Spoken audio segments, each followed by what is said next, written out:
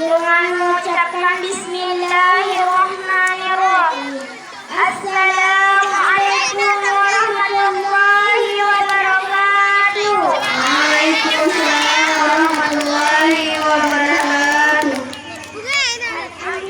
Alhamdulillahirabbil alamin. Wassalatu wassalamu ala asyrofil anbiya'i wal mursalin wa ala alihi wa sahbihi ajma'in. Amma ba'du.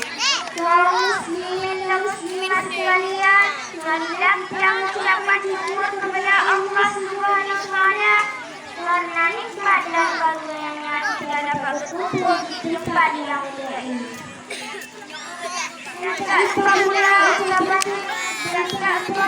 salawat dan salam kita ucapkan kepada Nabi besar Muhammad sallallahu alaihi wasallam yang telah membawa umat manusia dari alam yang tidak menuju alam Islam.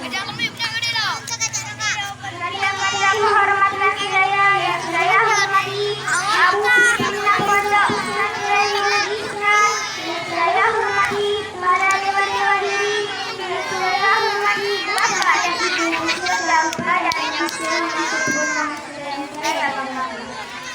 Dan tak lupa ucapan terima kasih saya ucapkan kepada protokol yang telah memakai nama Islam. Dari sini saya tidak akan mengajarkan kalimat dan saya akan mengucapkan zikir bertema peringatan Maulid Nabi Muhammad sallallahu alaihi wasallam. Apakah kita sudah mengetahui apa itu Maulid Nabi? Peringatan Maulid Nabi dalam bahasa Arab. Kata Maulid berasal dari akar kata walada yang berarti lahir. Yang melahirkan disebut wiladah, sedangkan yang dilahirkan disebut maulud. Sedangkan ayah dari bayi itu disebut walid. Pada kata maulid tercakup peringatan terjadi waktu kelahiran. Hadirin yang berbahagia, marilah kita memperingati Maulid Nabi Muhammad sallallahu alaihi wasallam yang berarti memperingati hari kelahiran Nabi Muhammad sallallahu alaihi wasallam. Momentum peringatan Maulid Nabi ini bisa dijadikan sebagai ajang untuk bersilaturahmi. Namun selain itu juga bisa dijadikan Maulid Nabi ini sebagai ajang untuk bersyukur kepada Allah Subhanahu wa taala karena telah mengutus suri teladan yang baik bagi kita semua.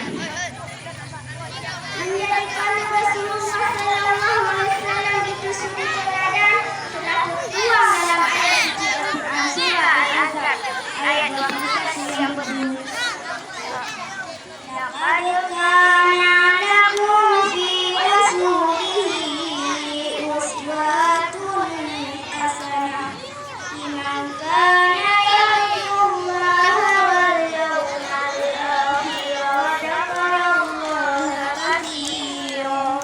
Yang artinya, sungguh telah ada pada diri Rasulullah sallallahu alaihi wasallam itu suri teladan yang baik baginya, yaitu bagi orang yang mengharap rahmat Allah dan kedatangan hari kiamat dan yang banyak mengingat Allah. Hadirin yang berbahagia, dari isi pidato dan ayat tadi dapat kita simpulkan, yaitu satu, selalu bersalawat kepada Nabi besar Muhammad sallallahu alaihi wasallam. Dua, meneladani keagungan akhlaknya. Tiga, bersyukur kepada Allah Subhanahu wa taala karena telah menjadikan manusia yang sempurna untuk dijadikan sebagai panutan kita.